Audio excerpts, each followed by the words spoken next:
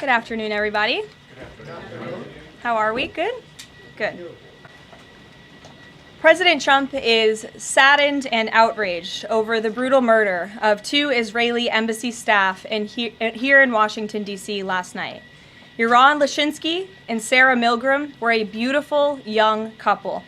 In fact, we learned that Yaron was planning to propose to Sarah next week in Jerusalem.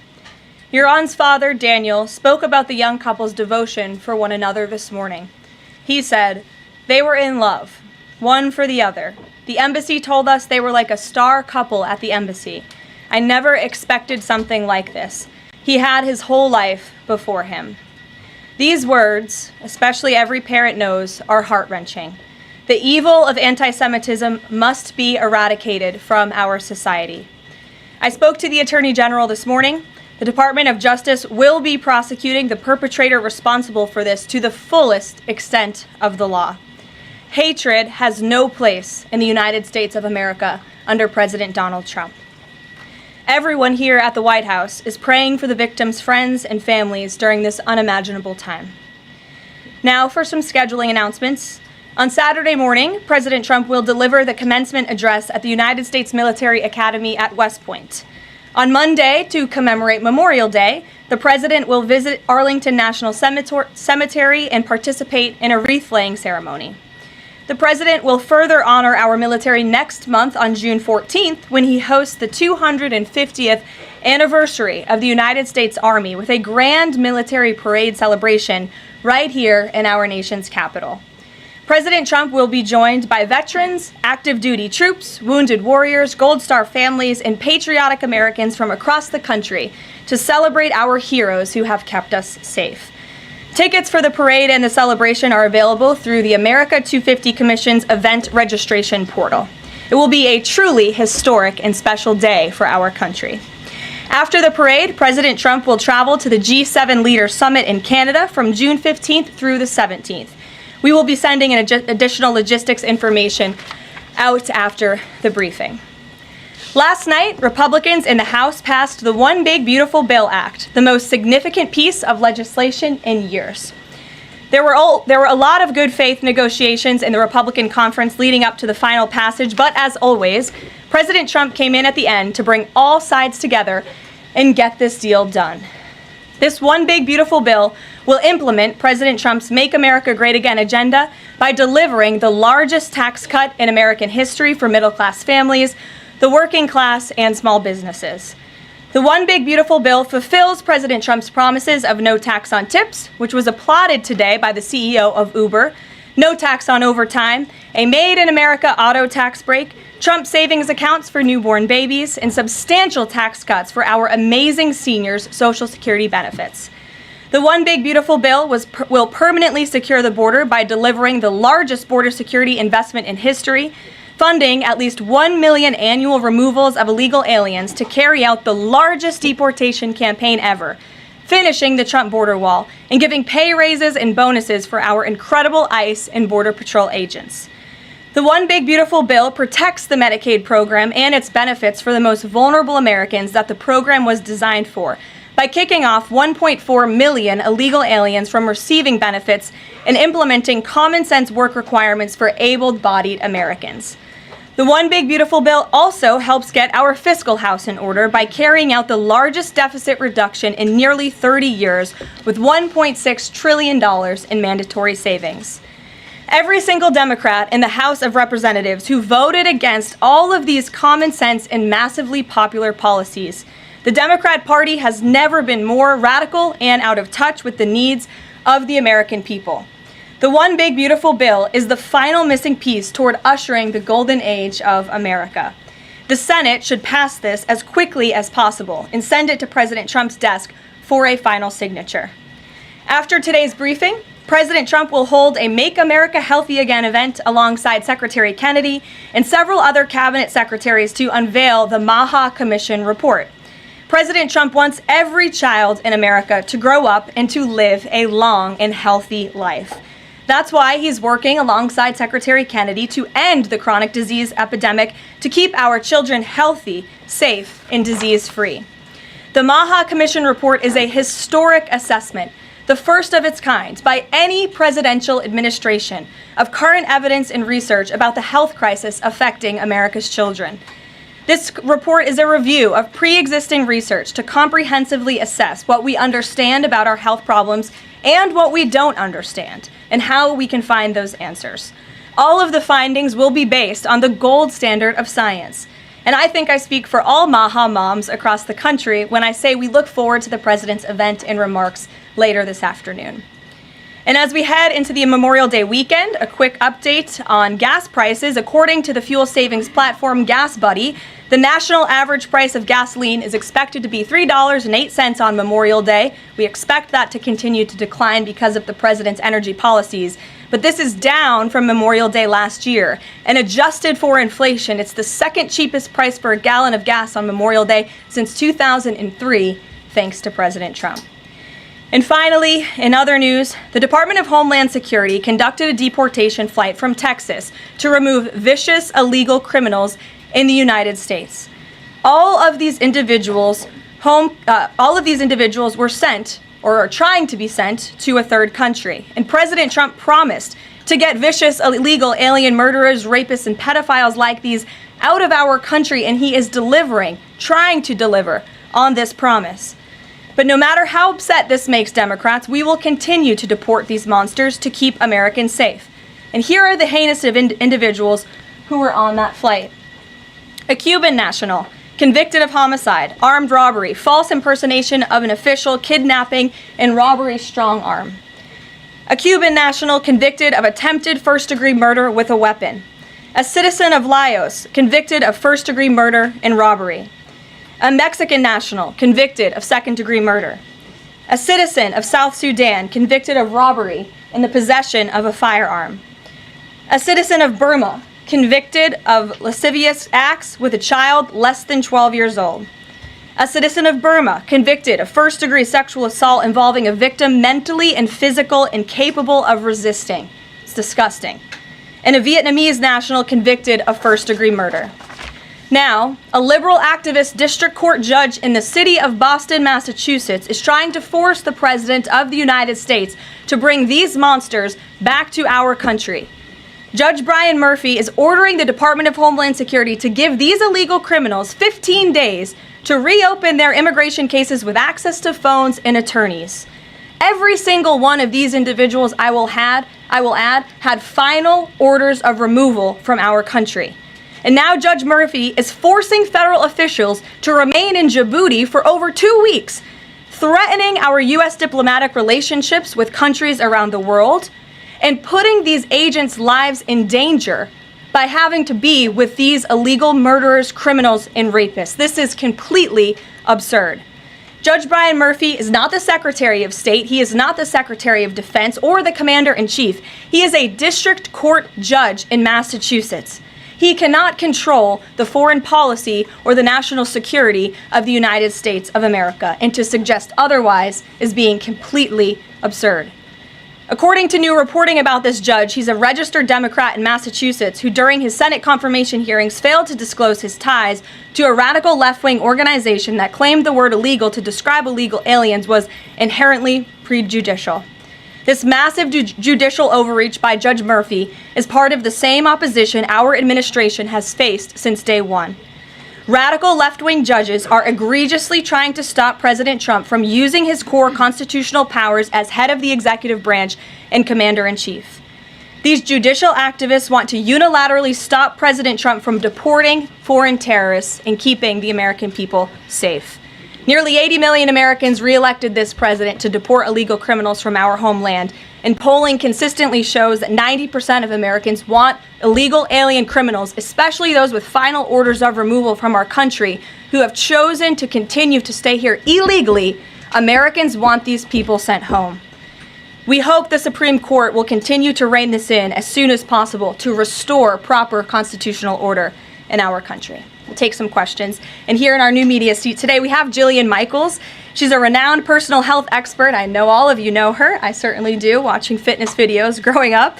And a media powerhouse who continues to expand her reach with her podcast, Keeping It Real. Jillian, I know you're here today for the Make America Healthy Again event. We're proud to welcome you to the White House. Thanks for being in the briefing. Why don't you go ahead? Thank you for having me. As a MAHA mom yourself, how do you interpret the significance of this report in terms of delivering measurable health improvements for Americans and their kids, and what specific actions does the administration plan to take in response to it? Sure. Well, thank you for the question. And again, thank you very much for being here.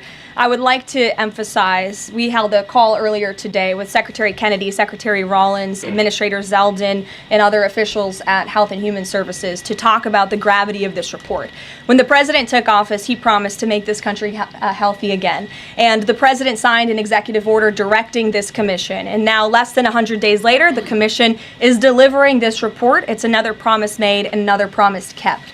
And the report identifies 4 major factors that are contributing to the rise in childhood chronic disease. Again, this is the first time the federal government has really recognized in a single report that we have a problem in our country. Our children are getting sicker, not healthier. This is not just a crisis, a health crisis, but it poses national security implications as well. And this administration is focused on ensuring we understand why.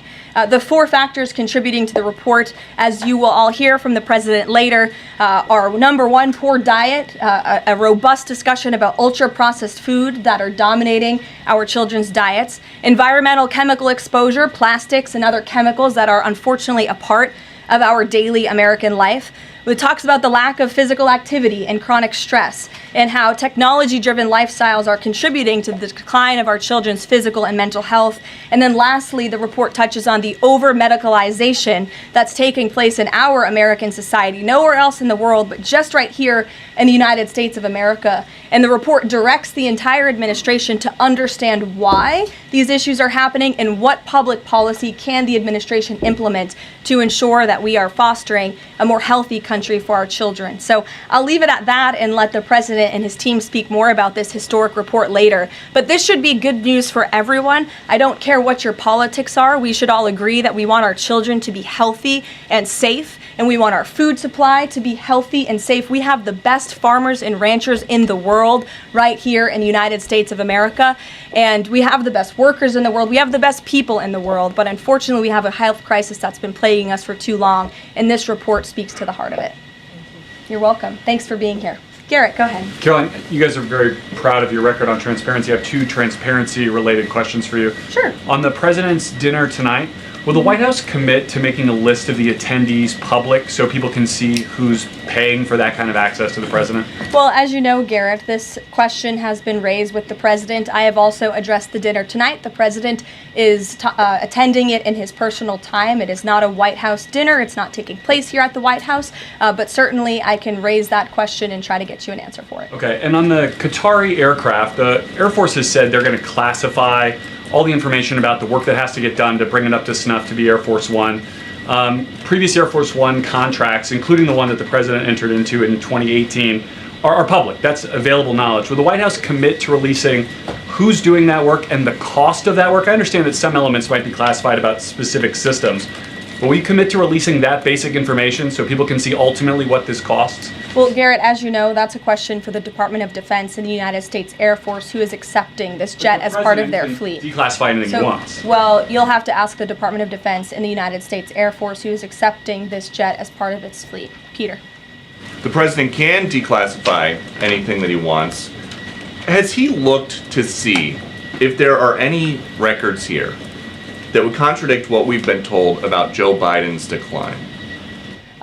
He has not directed anyone, to my knowledge, to look into that, but surely I can ask him if he intends to. I think the president has spoken on this pretty extensively, and I have spoken about it extensively from this podium as well, how it was truly one of the worst political scandals this country has ever seen, that the previous administration covered up the decline in the former president's mental and physical ability. And it's now all coming out, but the American people knew the truth, and that's one of the many reasons why President Trump won the election on November 5th. And President Trump says that he basically thinks unelected Biden staffers concealed his decline so that they could use the levers of power for their own personal gain. Well, Look, that's not just the president thinking that, Peter. There's a new book out. I don't know if any of you have heard about it. Again, a little bit too late because the American people knew the truth on this from the very beginning. And there were reporters in this room, including some from your network, Peter, I'll give you a little bit of credit here,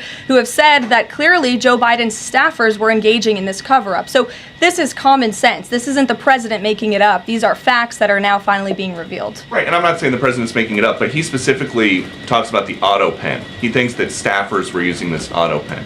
Is there some kind of like a badge that you have to swipe to use an auto pen? Is there a record of that? I can tell you here at this White House, the president signs any document that has legal implications. The president signs every executive order. He signs every proclamation. He signs pretty much every document that is needed for the president's signature, with the exception of maybe some letters to children. From what we have heard and seen, that was not the case in the previous administration, and the president is raising good questions that are worth looking into. And as for MAHA, I'm going to take a sip of water, if that's okay with you guys. Go ahead. Thanks, Caroline. Back to the presidential gala tonight. Did anyone in the White House or in the White House counsel's office advise the president against holding this sweepstakes, whereby people who spent the most money on his Trump coin would then have access to the president at this dinner? Again, the president has been asked about this. He has addressed this. I have also stated previously from this podium that the president is abiding by all conflict of interest laws that are applicable to the president. And I think everybody, the American public, believe it's absurd for anyone to insinuate that this president is profiting off of the presidency. This president was incredibly successful before giving it all up to serve our country publicly. And not only has he lost wealth, but he also almost lost his life. He has sacrificed a lot to be here, and to suggest otherwise is frankly completely absurd. Does the White House Libby, have go any ahead. concerns? The fifth round of nuclear talks between Iran and the U.S. is going to take place on Friday in Rome. What is the president anticipating ahead of that? And if a deal doesn't come from that meeting, is he going to walk away? Well, I'm glad you brought up Iran, because I do have an update. The president spoke to Prime Minister Benjamin Netanyahu today. They had a productive discussion. They discussed many things, including, of course, the tragic shooting that took place here in Washington, D.C. last night. But they also did talk about a potential deal with Iran, which the president believes is moving along in the right direction. And as the president told me, and he's told all of you, this deal with Iran could end in two ways. It could end in a very positive diplomatic solution, or it could end in a very negative situation for Iran. So that's why these talks are taking place later this week. Yamish, good to see you. Hi, good. Thanks for taking the question. Sure. The president showed a video that he said showed more than 1,000 burial sites of white South Africans that he said were murdered. We know that that was not true and that the video wasn't showing that. So I wonder, why did the president choose to show that? What's not true, Yamish? It's not true that the video was showing a burial site. It is unsubstantiated that that's the case. No, it is true that that video showed the crosses that represent. Which is what the president claimed. The video showed images of crosses in South Africa about white farmers who have been killed and politically persecuted because of the color of their skin. The president And those claimed crosses that it are was showing representing their burial lives. Those crosses are representing their lives in the fact that they are now dead, and their government did nothing about it. Are you disputing that there's no... I'm disputing the fact that the video showed what the president claimed it showed, because it did not show that. But even more, what I'm asking you is who at the No, White it did House... show that. It showed white crosses representing people who have perished because of racial persecution. Verifies the videos that the president shows, and what protocols are in place when there's unsubstantiated information being put out for the world and world leaders to Yamish, show? what's unsubstantiated about the video? The video shows crosses that represent the dead bodies of people who were racially persecuted by their government. In fact, the Associated Press, of all places, has a picture of that very monument, and the caption from the Associated Press is, "Each cross marks a white farmer who has been killed in a farm murder." So it is substantiated, not just by that video and the physical evidence that everybody saw on display in the Oval Office, but also by another outlet in this room, the Associated Press. So you should take it up with them if you believe the claim is unsubstantiated. And that's a ridiculous line of questioning. John, go ahead. Go ahead, John. Thank you, Carolyn. The big, beautiful bill now goes to the Senate. Does, yes. A lot of the Republican senators have promised amendments that will water this thing down dramatically.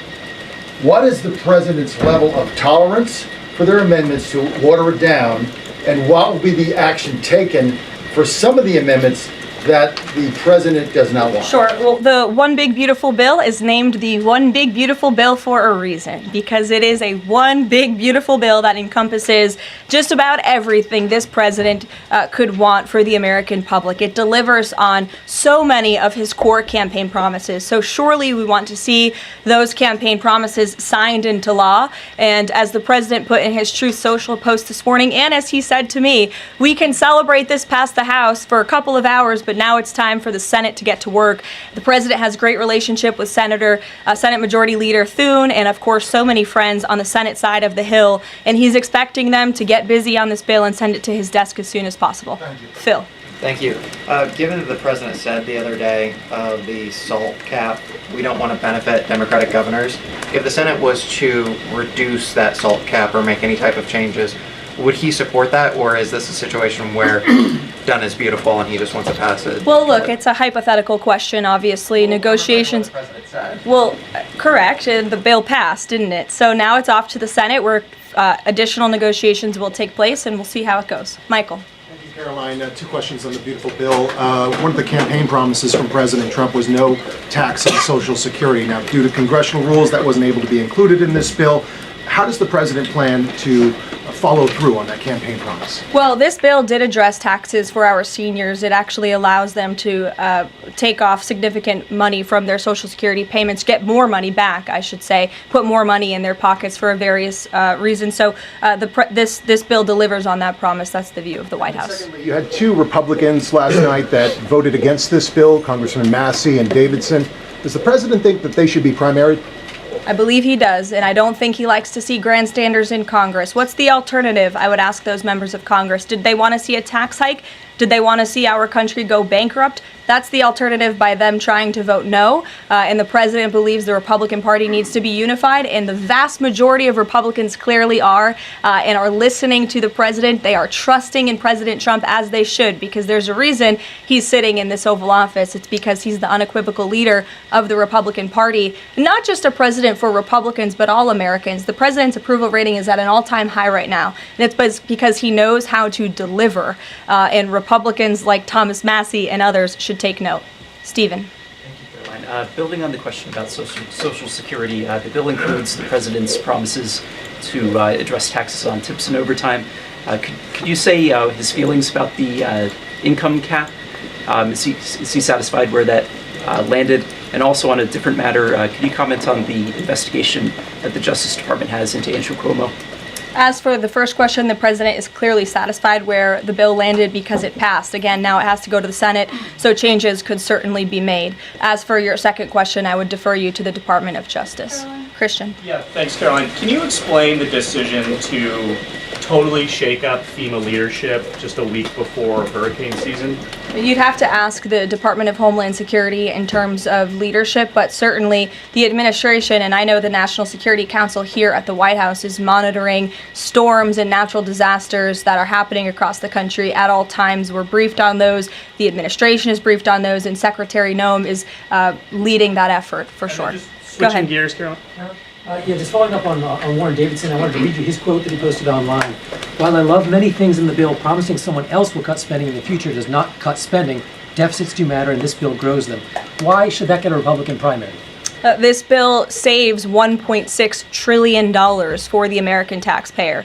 It saves more than any bill that has ever passed Capitol Hill has. In fact, by double. The next bill saved $800 billion. This bill saves $1.6 trillion. So this is a very good bill for the American people, the American taxpayer. And I believe, as an outlet put it with a headline this morning, it might have been Politico actually, they wrote that the American people are going to be flush with cash when this thing is signed into law. And that's a good thing for American taxpayers. Sure, go ahead. Caroline, what is the president doing to win Senate passage by July 4th? And does that include work to eliminate carried interest and make business tax cuts permanent? Where is he on those issues? Well, look, this bill literally just passed the House of Representatives. So now our team is suiting up for discussions with the Senate side of Capitol Hill. The president again said this morning he hopes to see this bill at his desk as soon as possible, and he'll be engaged in the process to get it through the Senate, just like he was to get it through the House of Representatives. What kind of assurances did he give the Freedom Caucus members to to kind of ensure that this would get through last night was changes to Fannie Mae and Freddie Mac, part of that equation, changes administratively to Medicaid as well? Well, I was in that meeting yesterday with the president and House Freedom Caucus, and he told them how he wants to be a cheerleader for them, a cheerleader for the Republican Party, and for the country. And Republicans faced a pivotal moment yesterday. They could have voted to bankrupt the country and increase taxes by $4 trillion, or they could vote for this one big beautiful bill which cuts taxes and saves American taxpayers money. And he put that proposition before them, and clearly they heeded the call because the bill passed last night.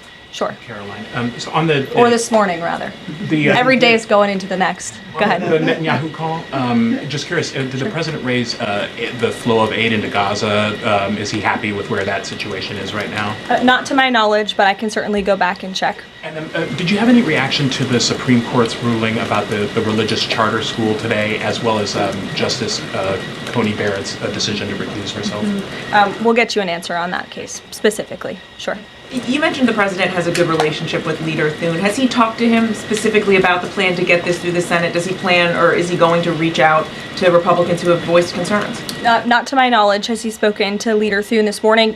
He very well could have. I just wasn't briefed on that call. We can go back and check for you. The president did speak to Prime Minister Netanyahu this morning. He also had a call with President Sheinbaum this morning. He was receiving his intelligence briefing. He's been very busy all morning. But again, he certainly intends to remain active and engaged in these negotiations with the United States Senate to get this bill done. And just following up on the dinner tonight, you mentioned this is not a White House dinner, but the president is always the president, and the Trump family is making money off of this. So can you just explain, how is this not the president using the office to enrich himself? All of the president's assets are in a blind trust, which is managed by his children. And I would argue one of the many reasons that the American people reelected this president back to this office is because he was a very successful businessman before giving it up to publicly serve our country.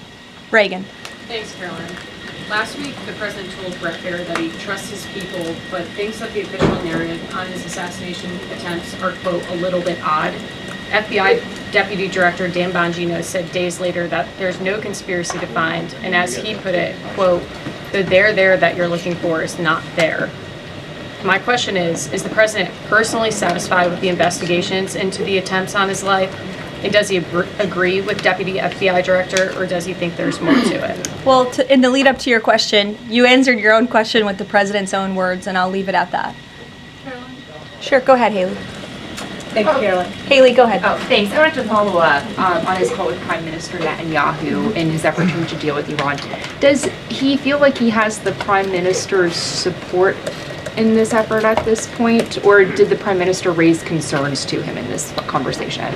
I won't get further into the private discussion between the president and the prime minister, but surely they have a good relationship, one that's built on transparency and trust. And the president has made it very clear to not just Prime Minister Netanyahu, but also the world, that he wants to see a deal with Iran struck if one can be struck. He does not want to have to take the latter option, the more severe and negative option. He wants to see a deal. The president is a deal maker, and he believes strongly in diplomacy, and he's made that clear to the prime minister, but also to all of you and, frankly, the rest of the world. Mary. Thank you, Caroline. Two questions, one on the terror attack last night and then another on the big, beautiful bill. Do you or President Trump have a message to politicians like Ilhan Omar, who only this morning explicitly avoided condemning this act of terror? It's despicable. And frankly, we have seen a rise in anti-Semitic protests, of pro-Hamas protests, of terrorist sympathizers. We saw them on our college campuses, and we've seen the Democrat Party turn a blind eye and in some cases actually embrace such anti-Semitic illegal behavior. And that's why this administration has done more than any administration in history to crack down on anti-Semitism. As you know, in January, when the president took office, he signed a new executive order to combat anti-Semitism. He created a commission focused on doing just that.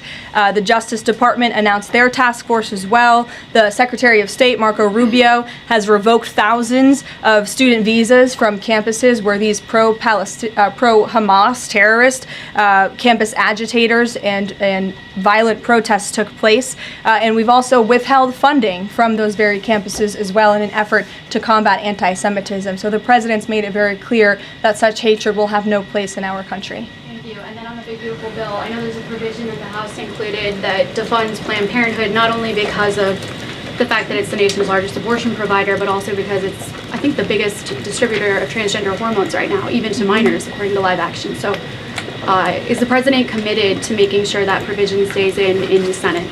The president has maintained a very clear commitment to ensuring that this administration and the American people's tax dollars are not funding any institution. That includes hospital systems that are funding the chemical castration and mutilation of children. We're not going to tolerate taxpayer dollars going to such efforts.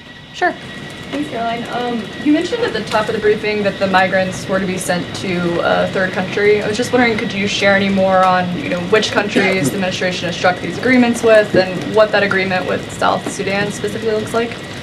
Well, first of all, I won't litigate foreign policy from the podium, but what I will reiterate is the absurdity of this ruling from a district court judge in Boston who is just creating new immigration laws out of thin air. This administration, let me be very clear, because there have been a lot of fake headlines about this deportation flight over the last 2 days. This administration has complied with all court orders. And the individuals whose names I just revealed and whose criminal histories I just spoke of that are on this flight, every single one of them had a final order of removal from our country. In fact, one of these violent illegal criminals had a final order of removal given to him in 1999. It's 2 years after I was born. This individual, this criminal, has been living in our country for an entire generation. And now we have a district court judge who is trying to tell the president and the Secretary of State and the Secretary of Homeland Security that an illegal criminal murderer who's been hiding in the shadows in our country for nearly 30 years cannot be deported from United States soil. That not only is undermining our entire immigration system, but it is also undermining our diplomatic negotiations with countries around the world. How are countries on this earth supposed to trust the United States government and these good faith diplomatic negotiations when these countries accept these repatriation flights? How are they supposed to trust us if we have radical district court judges who are going to say, no, you can't do that? And now these illegal criminal murderers and rapists have to sit in Djibouti with our ICE agents who now have to sit there for more than 2 weeks without the proper resources. This judge is not only undermining our immigration system, undermining our foreign policy and our national security, but this judge is undermining the safety of the ICE agents who are putting their lives on the line to remove this list of illegal criminal terrorists. It's truly despicable what's happening in our court system, and the president and this administration hope that the Supreme Court will do what it needs to do to rein in these liberal activist judges. And the Supreme Court has already said it is well within the president's purview to dictate foreign policy, and a radical district court judge should not be getting in the way of that. We'll see you all later at the MAHA event. Thank you. Thanks, Caroline.